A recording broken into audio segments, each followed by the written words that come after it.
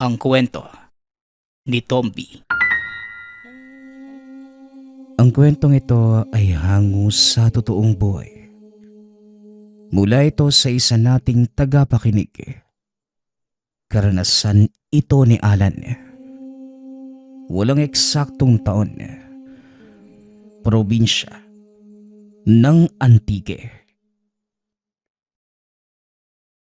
Ulila na ako may tuturing itong si Alan noong kabataan. Nasawi ang mga magulang noong nagkaroon ng engkwentro ang dalawang albularyo. Dahil sa maling desisyon, sila ang tinamaan ng orasyon ng kamatayan. Ang pangyayaring ito ang nag-udyok upang pasukin ang mundo ng lihim na karunungan sa gabay ng isa pang albularyo na nakilala sa kabundukan, si Tatang Arturo. 10 taong gulang si Alan noong araw na lumapit sa nasabing albularyo. Wala namang katanungan ang matanda. Maluwag siyang tinanggap sa tahanan. Pinalaki, binihisan, tinuruan at ginabayan. Sa paglipas ng mga taon, natutunan nito ang mga nararapat at sa pagsapit ng tamang oras, nagamit ito sa pagligtas ng buhay. Kadalasan sa pinoproblema ng lugar ay ang mga orasyon na basta na lamang sumasabay sa hangin, tumatama sa tao at nagiging dahilan ng kanilang kamatayan. Alan, mabuti naman at nandito ka na. Gusto kong tulungan mo ko sa pagsasagawa ng orasyong pananggalang. Umaarangkada na naman ang kalokohan ng mga albularyo. Hindi ko rin sila maintindihan. Sa halip na tumulong sa kapwa nila, sila pa ang naghahatid ng peligro. Bilisan mo ang pagkilos dahil marami-rami na ang napipinsala. Wika ni Tatang Arturo. Noong mga sandaling yun, kararating pa lamang ni Alan mula sa panggagamot sa kabilang bayan. Maagang nagpunta sa kanilang tahanan ang asawa ng pasyente para humingi ng tulong sa kanila. Natagalan din dahil meron pang tinulungan sa kalagitnaan ng daan. May nakasalubong na naghahanap ng manggagamot. Pareho namang nailigtas sa awa ng Diyos. Tatang, sa tingin niyo po ba tatagal pa yung ganitong sitwasyon? Parang sa paglipas ng mga araw, mas dumarami pa yung natatamaan ng orasyon ng kamatayan eh. Mabuti sana kung aabuti ng ilang araw. Kaso nga lang, ilang oras lang babawian ng buhay yung tao kung hindi maaagapan. Sa kabilang bayan, 2 po yung naisalba ko. Isang nagdadalang tao at isang ginang. Tatang, hanapin na kaya natin yung albularyong may pakana nito at siya yung tugisin natin. Gano'n naman po yun, hindi ba? Ang pinakaugat ang dapat nating puksain. Wika ni Alan. Kasalukuyan silang naghahanda ng mga kagamitan sa gagawing ritual. Susubukan nila ngayong bigyan ng proteksyon ng buong lugar, yung maaabot ng orasyon para kahit papano marami ang maisalba laban sa banta ng kapahamakan. Sinubukan ko na, Alan. Noong mga nakaraang araw, pati kahapon, nilibot ko ang buong bayan. Nagtanong-tanong, naghahanap, pero masyadong malinis kumilos ang animal na albularyong yon. Wala man lamang kahit kaunting bakas na iniwan. Tinanong ko na rin kung may nakakita ba sa magkapatid na Jinggoy at Pilo. Kaso wala rin eh. Saan kaya nagtatago ang dalawang yon? Tugon ni Tatang Arturo. Ang magkapatid na Jinggoy at Pilo, ang mga albularyong nagsagawa ng orasyon ng kamatayan noong araw na tumapos sa buhay ng mga magulang ni Alan. Parehong-pareho ang hagupit na naranasan noon maging sa ngayon. Kaya walang ibang naisip na salarin kundi ang mga ito lamang. Bagaman hindi sigurado, ang samyo sa hangin ang nagsasabi nito. Hindi ko pa nakakalimutan yung ginawa nila sa nanay at tatay ko. Tapos ito na naman sila ngayon. Muling naghahasik ng kadiliman. Makita ko lang talaga yung dalawang yan. Sisiguraduhin kong dediretso sila sa impyerno. Daig pa nila yung demonyo eh. Wika ni Alan. Mababakas sa boses nito ang galit. Tinapik sa balikat ni Tatang Arturo ang binata upang pakalmahin. Alan, alam kong dati mo pa gustong gumanti sa mga yon. Hayaan mo, balang araw mangyayari yan. Kahit ako, hindi makapaghintay na makaharap yung magkapatid na albularyong yon. Sa hidwaan nila marami nang nadadamay. Pati ang mag-ina ko noong araw. Hindi bale na. Mag-orasyon na tayo para mapigilan ang muling paghagupit ng banta nila. Wika ni Tatang Arturo. Matapos mailagay sa tamang pwesto ang mga kagamitan, gubuhit ng iilang simbolo si Tatang Arturo sa lupa. Gamit ang abo mula sa sinunog na kasangkapan. Naupo na rin sa tabi si Alan at sinimulan ang unang bahagi ng ritual. Sa paglipas ng ilang sandali, madarama na ang puwersang dulot ng orasyong pananggalang. Unti-unti itong humalo sa hampas ng hangin at pinipigilan ang paparating na banta ng kalaban. Pinagtibay nilang mabuti upang walang makalusot na orasyon sa kabilang panig. Hindi nagtagal.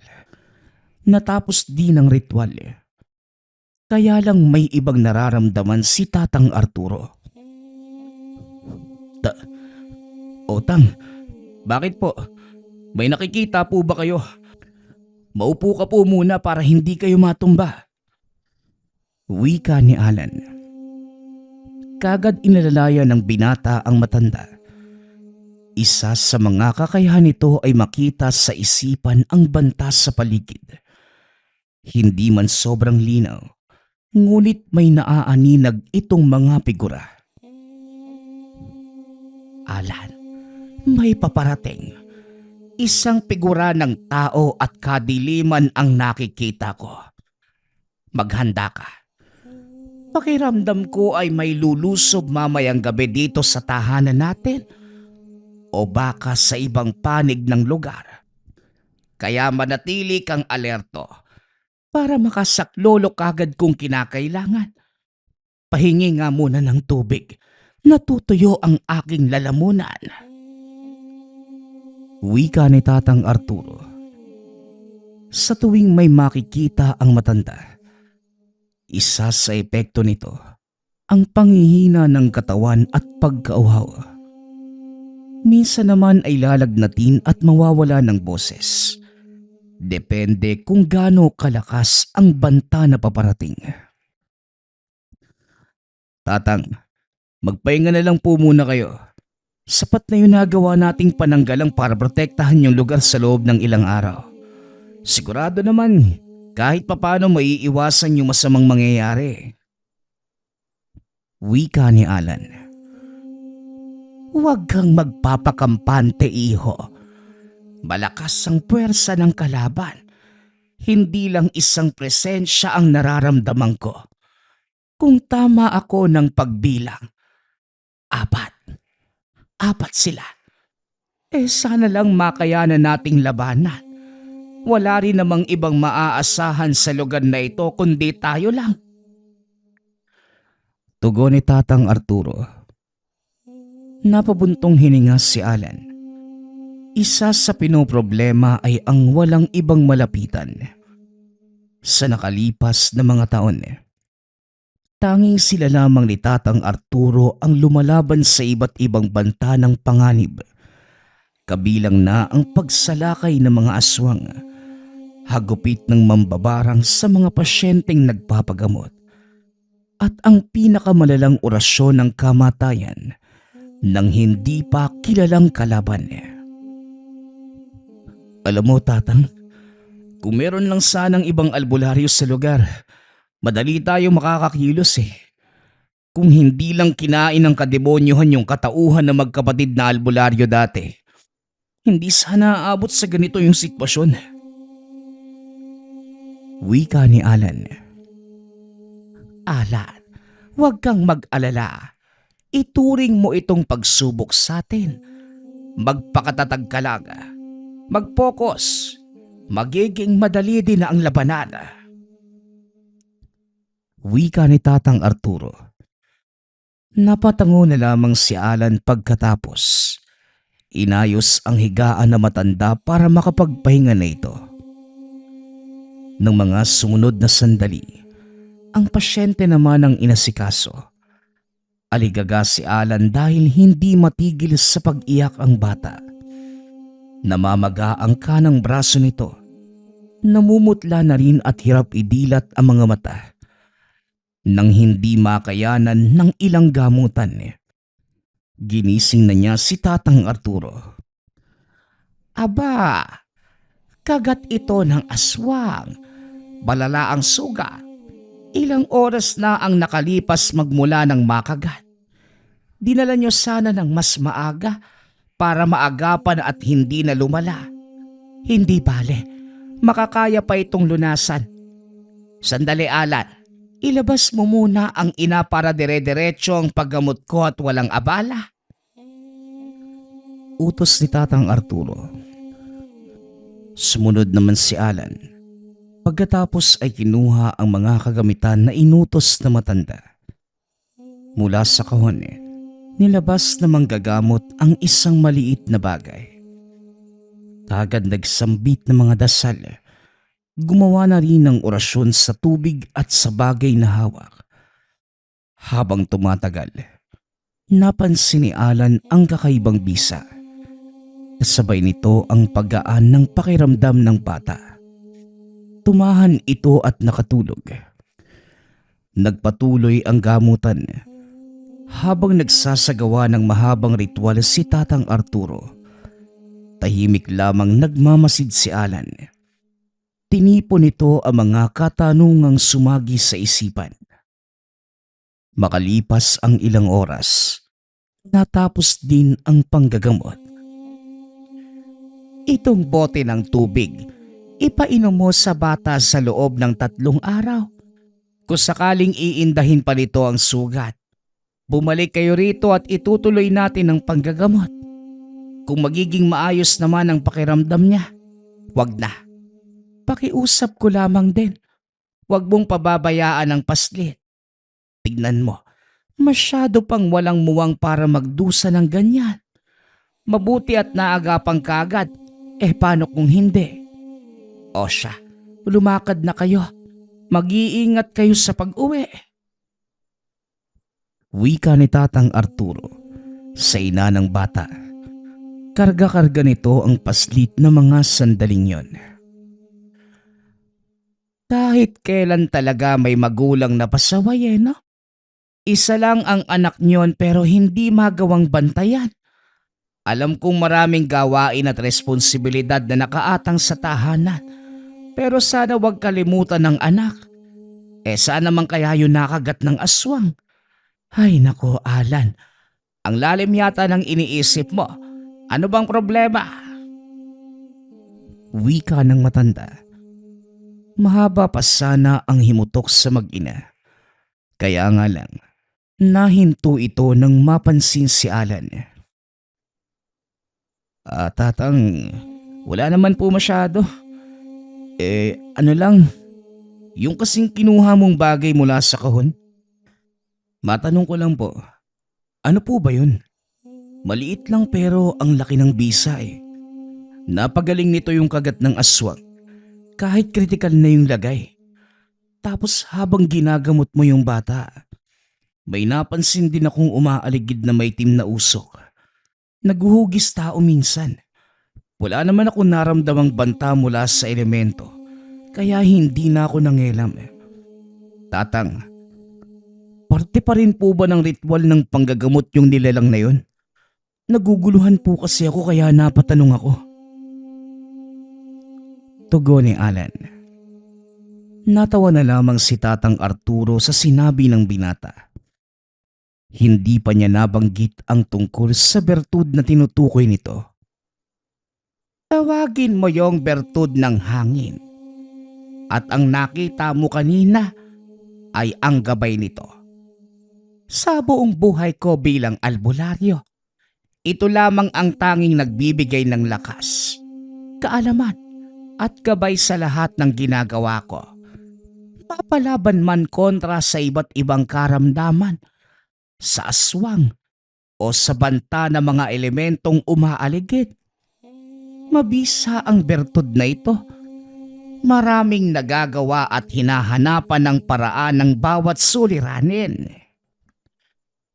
Pagpapaliwanag ng matanda, sabay labas ng bertud ng hangin upang malinaw na makita ng binata. Hinayaan niya itong mahawakan ang gamit at masuri. Kasing laki lamang ng butil ng munggo at kulay abo. Kung titignan ay tila tipikal na bato lamang dahil sa pagiging matigas. Nakuha ito ni Tatang Arturo noong araw na naglilibang sa pangangaso. May nakasalubong itong sugatang agila. Sinubukan pang agapan subalit nalagutan ito ng hininga. Dito rin napansin ang gamit. Kung matatandaan ay dumausdos sa kanyang kamay ang mga luha ng hayop. At isa rito ang unti-unting tumigas at naging mutya. Wala pang kaalam-alam noong una ngunit nang maisipang orasyonan at dasalan. Dito nabuhay ang puwersa at bisa. Magmula ng araw na yon, ginagamit na sa panggagamot at iba pang gawaing may kinalaman sa tungkulin. Matagal na rin noong huling naipamalas ang lakas ng bertud. Noong panahon na may nakasagupang kapwa albularyo. Hindi ko alam na magagamit muli ngayon ng bertud ng hangin. Nilalabas ko lamang ito sa pagkakataon na may kalabang hindi kaya ng mano-mano. Sa awa ng may kapal. Sa mga nakalipas ng panahon, walang lumapit na pasyenteng may malubhang karamdaman. Kaya hindi ko na ito nagamit. Dagdag ni Tatang Arturo. Tatang, bakit hindi po natin to gamitin para sugpuin yung kapangasan ng orasyon ng kamatayan? Kaya naman siguro nitong matuntun kung sino yung taong nasa likod ng pambibiktima.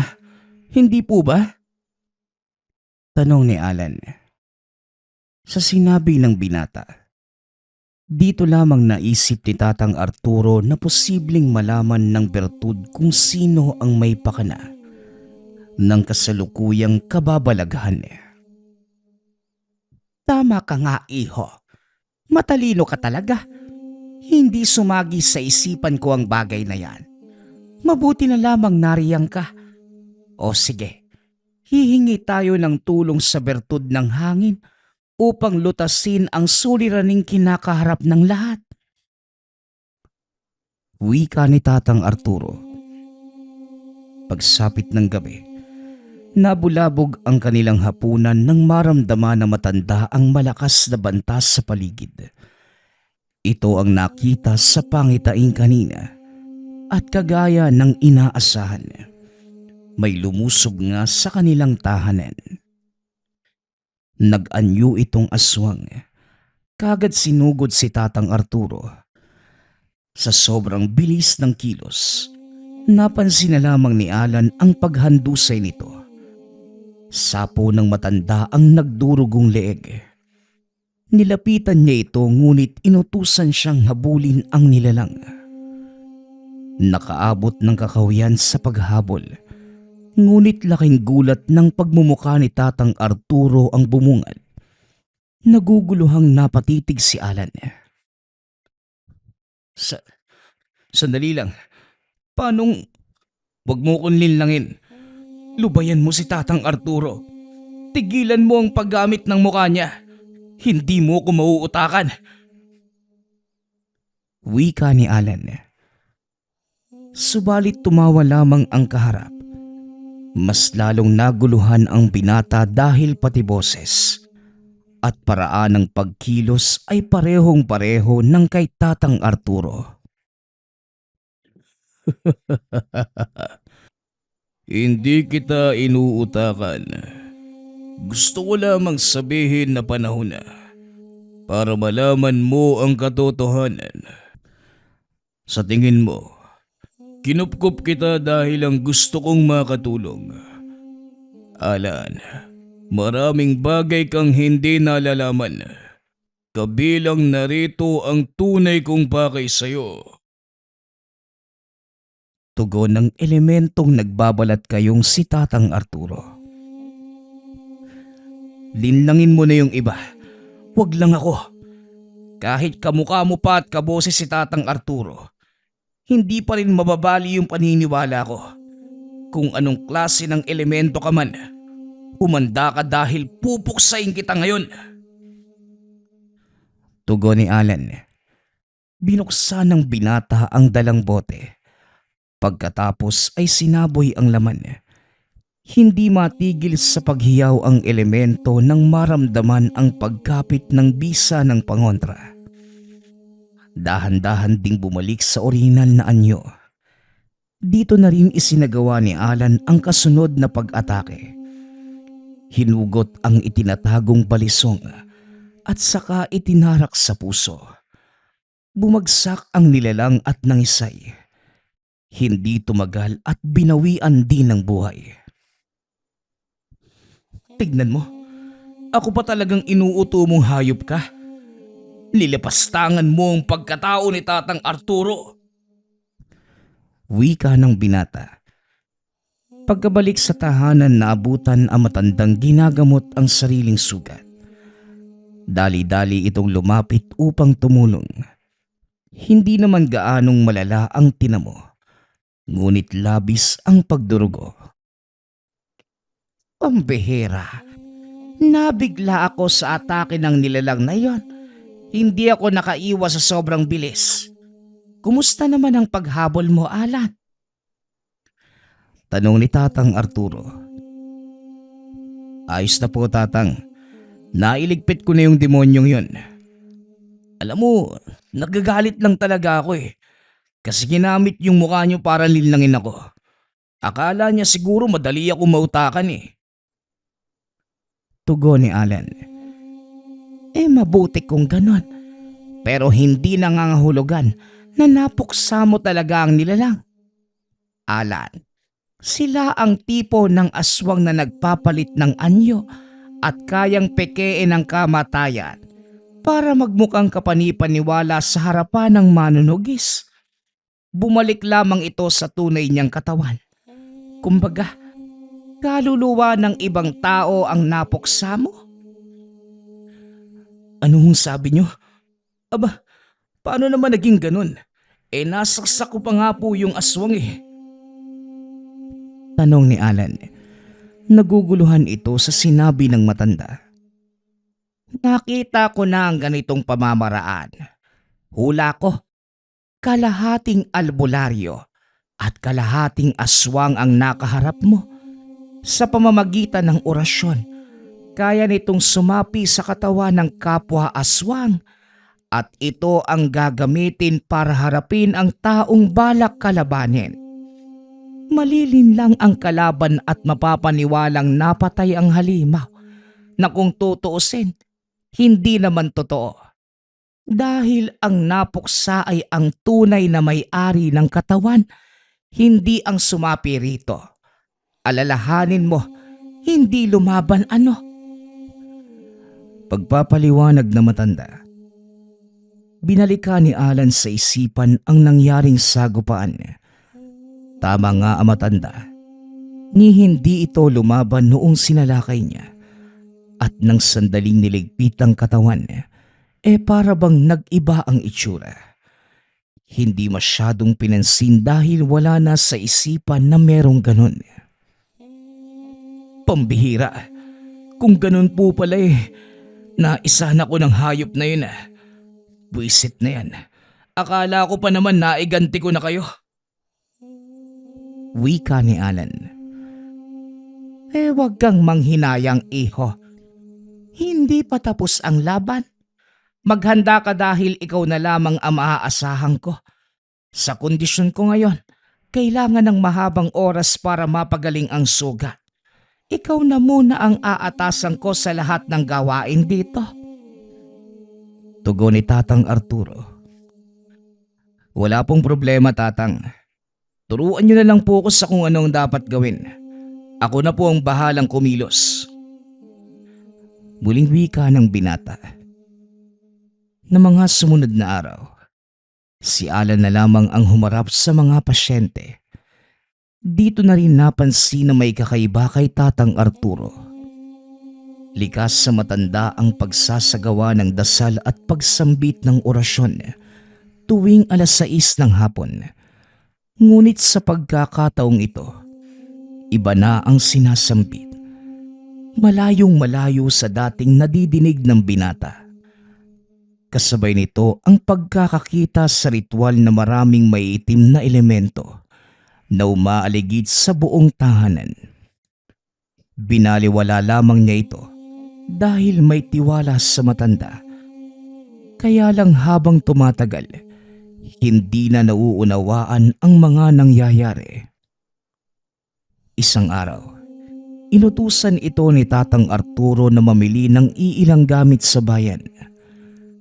Nakasalamuhan niya si Jinggoy, isa sa magkapatid na albularyong dahilan ng kamatayan ng mga magulang. Dahil sa galit, nilapitan niya ito at kagad sinuntok. Walang ibang tao sa paligid na mga sandaling yun, kaya nagawa ang anumang nais gawin sa albularyo. Natigil lamang nang mapansing hindi ito lumalaban. O ano, naduduwag ka? Lumabang ka. Dati ka namang masama. Kayo ng kapatid mo. Kaya ano ang pumipigil sa'yo? Tanong ni Alan. Sandali nga lang, bata. Naiintindihan ko yung galit mo. Pero ako na mismo ang magsasabi na wala akong kinalaman sa pagkamatay ng mga magulang mo. Oo, magkapatid kami ni Pilo. Nagkaroon ng alitan sa pagitan naming dalawa noong araw. At sa akin dapat tatama yung orasyon ng kamatayan. Pero hindi na natin maibabalik yung tapos na. Kung may dapat kang sisihin, si Pilo yun at hindi ako. Depensa ng albularyo. Huwag mo nang itanggi, Jinggoy. Wala namang mapipili. Kayo ng kapatid mo ang may kasalanan kung bakit namatay ang mga magulang ko. Maging yung iba pang inosenteng nadamay. Mga walang hiya kayo. Sandali lang. Naaamoy ko si Pilo sa'yo. Kay Tatang Arturo ka lumaki, hindi ba? May nanggugulo ba sa inyo? Tanong ni Jinggoy. Kumunot ang noo ni Alan sa pag-iiba ni Jinggoy ng usapan. Ayaw sanang pansinin. Ngunit nararamdaman din niya ito. Oh, sa bayan namin hindi pa rin natigil yung banta ng hangin. Ang orasyon ng kamatayan. Sandali nga, bakit mo nasabing naaamoy mo si Pilo sa akin? Hindi ko maintindihan. Tanong ni Alan. Lumapit si Jinggoy sa binata. Inamoy ang hangin. Naguguluhan pang lalo si Alan nang kumuha ng pangontra ang albularyo. Isinaboy sa kanyang paanan. Pagkatapos ay nagsagawa ng maiksing orasyon. Unti-unti naman siyang nakaramdam ng kaginhawaan. Magpasa hanggang ngayon, hindi pa rin pala tumitigil si Pilo. Noong araw na lumala yung pag-aaway naming magkapatid, naroon si Tatang Arturo para umawat dahil kumakalat na sa hangin yung orasyon ni Pilo. Pero hindi niya napigilan. Kahit na gano'n napuruhan niya yung kapatid ko. Nagtamo ito ng malubhang sugat sa kanang dibdib. Dahilan para maparalisa yung kalahating katawan.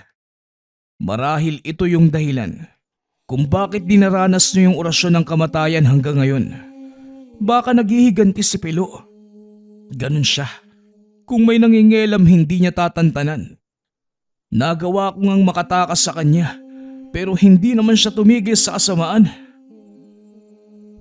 Pagpapaliwanag ni Jinggoy. Napatitig si Alan sa albularyo. Nararamdaman niya ang pagiging totoo nito. Nagsimula na ring mapatanong sa sarili kung may kinalaman ba ito sa nangyari sa mga magulang o sadyang ang kapatid lamang nito na si Pilo. Makalipas ang ilang sandali, dumating si Tatang Arturo. Dire-diretso ang pagpasok nito sa tahanan. Tatang, natagpuan ko si Jinggoy. Makikipagtitigan ka lang po ba sa kanya? Hindi po ba gaganti? Hindi natapos ng binata ang salita nang sakalin siya nito. Kinapa ang bulsa at may kung anong hinahanap. Dali-dali namang kumilo si Jinggoy at sumaklolo. Pagkatapos sa buya ng pangontra, lumitaw ang pagmumukha ni Pilo. Dahil bistado ay ngumiti na lamang ito ng nakakaloko. Talaga bang poprotektahan mo ang batang ito, Jinggoy? Ako nakadugo mo, gagamitan mo ng dahas. Ganyan ba magmahal ng kapatid? Wika ni Pilo. Pwede ba? Tumigil ka na, Pilo. Marami nang nadamay dahil sa kagagawan mo. Ako lang naman yung gusto mong pahirapan, di ba? Bakit kailangan pang madamay yung iba? Tugon ni Jinggoy. Dumampot pa ito ng mga pangontra, langis at patalim. Sinenyasan din si Alan na umalis kung may pagkakataon. Kaso nga lang napansin ito ni Pilo. Teka, wag mong paalisin ang binatang yan. Naaamoy ko sa kanya ang bertud na ginamit ni Arturo laban sa akin noong araw. Kailangang makuha ko yon para mawasak. Lintik na bertud. Napinsala ang kalahati kong katawan dahil dyan. Hoy bata, nasaan ang gamit? Ibigay mo sa akin kung ayaw mo nang madamay sa nangyayari. Muling wika ni Pilo. Nagtaka si Alan dahil kung tutuusin, wala naman sa kanya ang bertud na tinutukoy nito. Pilo, wag mo nang idamay pa yung binata. Hayaan mo siyang makalis at makauwi sa kanila. Pinatay mo na yung mga magulang niya. Kaawaan mo naman. Wika ni Jinggoy. Anak pala ito ng mag-asawang pakialamera. Sinabi ko naman sa kanila na wag nang mangelap. Pero silip ng silip sa tahanan natin para alamin ang nangyayari. Ayon, sa kanila tuloy tumama ang orasyon ng kamatayan. Hindi ko nakasalanan yon. Sila ang naging pabaya sa kanilang mga sarili. Humahaba na ang usapan na. Ang bertud ng matandang Arturo lamang ang pakay ko. Kaya akin na bata. Wika ni Pilo. Tangkang lalapitan na ni Pilo si Alan. Ngunit kagad itong hinarang ni Jinggoy. Sa puntong to, nagkarambulan na ang magkapatid. Dali-dali namang tumakas ang binata bago maipit sa sitwasyon. Lakad takbo ang ginawa nito, ngunit sa kalagitnaan ng daan, napahinto ng maaninag si Tatang Arturo. Nag-aalala naman ito nang makita ang kanyang reaksyon. Oh, Alan, anong nangyari? Ang sabi ko naman sa'yo hindi mo kailangang magmadali. Makakahintay ako sa bahay. Sandali, bakit hindi mo dala ang mga gamit na inutos ko? Pasensya ka na po, Tatang.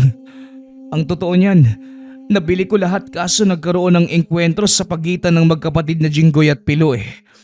Tumakas na ho ako. habang may pagkakataon. Pasensya na po talaga. Naiwan ko yung mga pinamili ko. Tugon ni Alan. Ganun ba? Hindi bale na. Umuwi na lang tayo. Nakatagpo mo pala ang magkapatid na yon. Bilisan na natin bago tayo maabutan at baka ano pang mangyari. Muling wika ng matanda. Hindi maunawaan ni Alan ang nararamdaman. Nauna ito sa paglalakad. Nasa likuran naman nakasunod si Tatang Arturo. Sa paglipas ng mga sandali, hindi siya mapalagay sa pakiramdam na ibang nilalang ang kasabayan. Paunti-unti, kinikilabutan na ito at may samyong naaamoy. Sinubukang makiramdam sa pag-aakalang may umaaligid sa kanila. Ngunit na mapagtantong nanggagaling ito sa matanda, dito na siya tuluyang nangamba. Sinadya ng binatang umarteng nadapa upang masilip sa pagitan ng mga binti ang nasa likuran. Ganun na lamang din ang takot na mapagtanto niya na aswang pala ang kasunod. Napansin din ito nang nagbabalat kayo. Hinugot ni Alan mula sa bulsa ang pangontra at itinutok dito. Manlilin lang. Muli mong ginamit ang itsura ni Tatang para mapasunod ako sa iyo. Pasensya na lang dahil hindi mo ako maiisahan. Wika ni Alan. Sa puntong ito nagbago ang anyo ng nilalang at nakilala kung sino. Aba, magaling palang magturo si Arturo. Nilinang niya ng husto ang isipan mo para hindi ka madaling malinlang. Pero naisahan pa rin kita kasi inakala mong ako siya kanina. Pagbibigyan kita, binata, mabait ako eh. Ibigay mo na sa akin ang bertud na matandang yon at buburahin ko ang pangalan mo sa listahan ng gagambalain ko. Pangako, tatantanan na kita. Ano ba? Bakit mo gusto mong makuha ang bertud? Ano naman yung mapapala mo sa bagay na yon? Hindi ba ang bisa nun ay pamuksa sa katulad mong aswang? Teka, naging albularyo ka pa? Isa kang halimaw? Alam mo, ang daldal mong animal ka. Ang daming sinasabi. O siya, gusto ko lang wasakin ang bagay na naging dahilan ng pagiging baldado ko. Lintik na Arturo at lintik ang bertud na ginamit niya. Naaamoy ko ang samyo nito sa iyo kaya ikaw ang sinundan ko. Ibibigay mo ba o tatapusin na kita ngayon? Ilibing mo man ako ng buhay. Wala kang makukuhang bertud mula sa akin. Wala nga sa akin ang hinahanap mo. Kung gusto mo, sasamahan pa kita kay Tatang Arturo at tutulungan pa kitang kumbinsihin siya para makuha mo rin yun. Ano? Ayos ba yun? Pumayag ka na. Wala rin namang ibang makakatulong sa'yo kundi ako eh. Ayaw mo. Ikaw rin. Wika ni Alan. Napakamot sa ulo ang matanda. Pumayag din kalaunan. Mapangahas kang binata ka. Binabaliktad mo ang sitwasyon. Siguraduhin mo lang natutulong ka sa pagkuha ng bertud dahil kung hindi, mamamatay kayo ng sabay na matandang yon. Maliwanag! Wika ni Pilo. Napatango naman si Alan. Sinamahan niya ito sa tahanan ni Tatang Arturo. Pagkarating, kagad nakulong si Pilo sa orasyong pananggalang ng albularyo. Kanina habang tinatahak ang daan pauwi, nagpaabot ng mensahe si Alan sa pamamagitan ng ritual sa hangin. Umabot ito sa kaalaman ni Tatang Arturo kaya't nakapaghanda ito ng bitag. Anak na, ano ito? Isang patibong. Animal kang bata ka. Naisahan mo ko ah! Wika ni Pilo.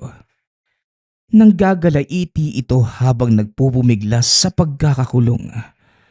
Sinubukan niyang magpalit ng anyo, ngunit hindi magawa dahil sa puwersang pumipigil.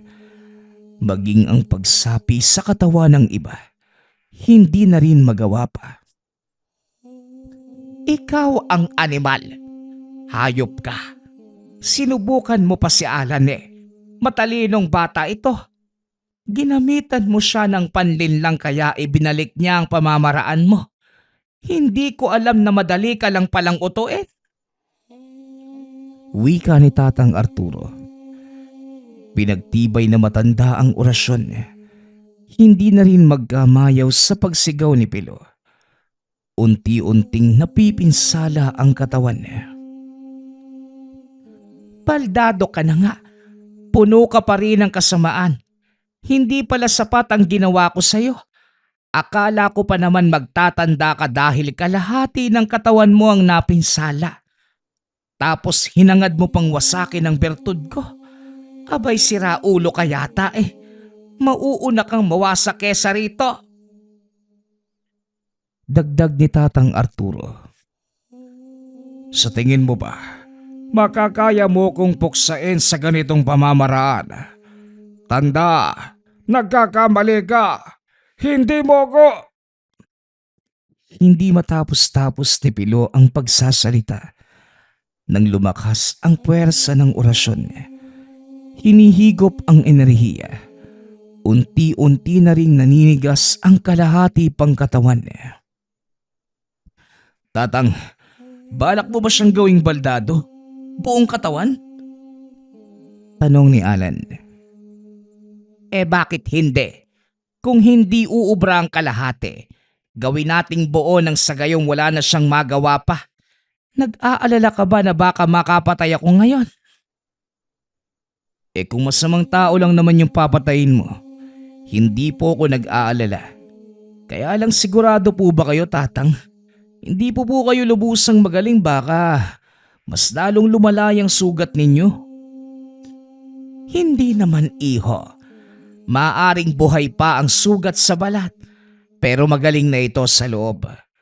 Wala nang sakit. Wala nang hapde. Kaya ko ito, Alan. Gusto mo bang sabayan ako sa pag-oorasyon? Wika ni Tatang Arturo. Napangiti ang binata sa tanong na matanda. Kagad itong pumwesto at sinabayan sa pag-oorasyon.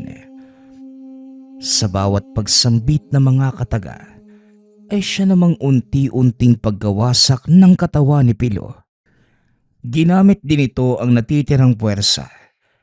Nakuhang magpalit ng anyo bilang aswang.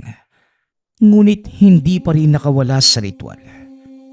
Makalipas ang ilang sandali, dahan-dahan itong humandusay sa lupa.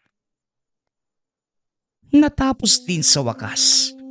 Mabubuhay pa rin si Pilo pero parang patay na rin. Dahil hindi na maigagalaw ang katawan. Hindi na makapagsasalita. Walang pang-amoy. Walang madidinig at mamamanhid.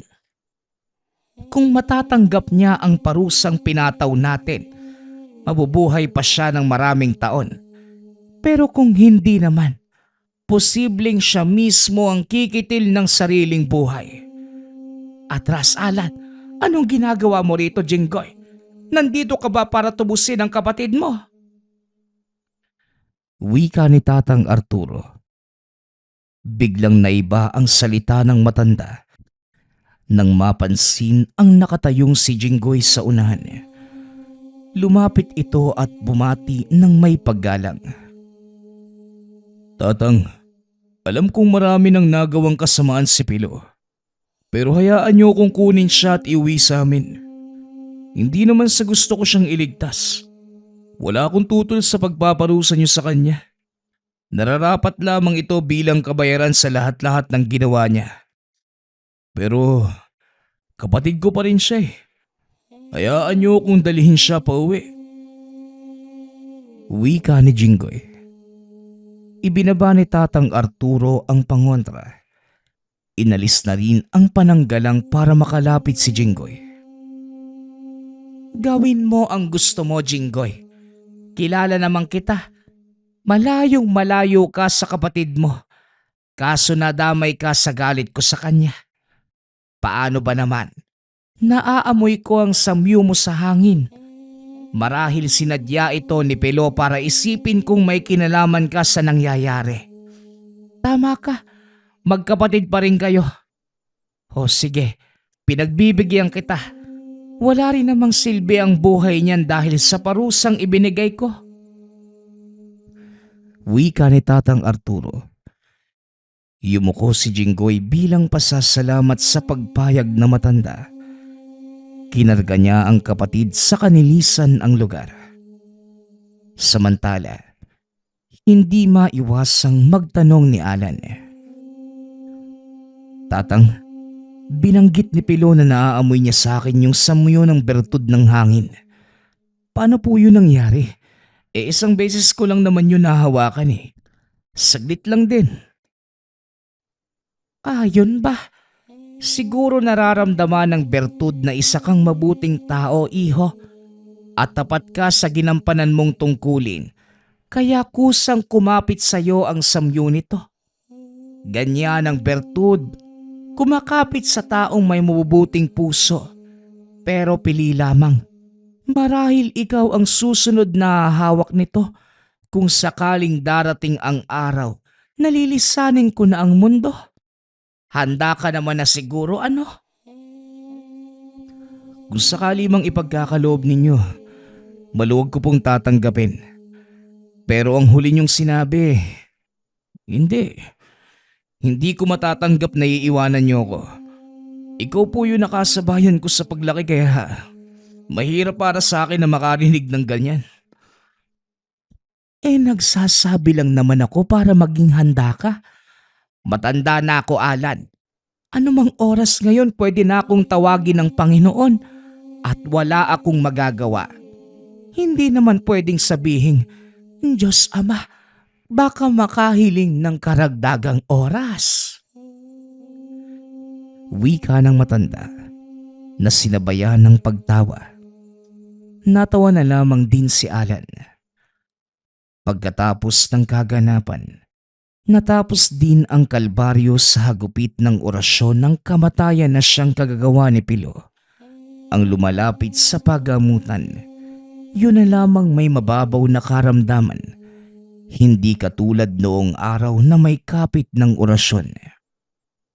Samantala, tila tuod nang nakahiga si Pilo sa sariling tahanan.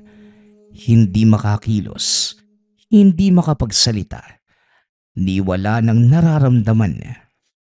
Tanging mga mata na lamang ang gumagalaw. Inaalagaan pa rin ito ni Jinggoy. Pinapakain. Ngunit humantong sa puntong nakapagpasya itong tapusin na ang paghihirap. Isang araw, naabutan na lamang nawala ng buhay. Sina Alan at Tatang Arturo naman ay nagpatuloy sa ginampanang tungkulin.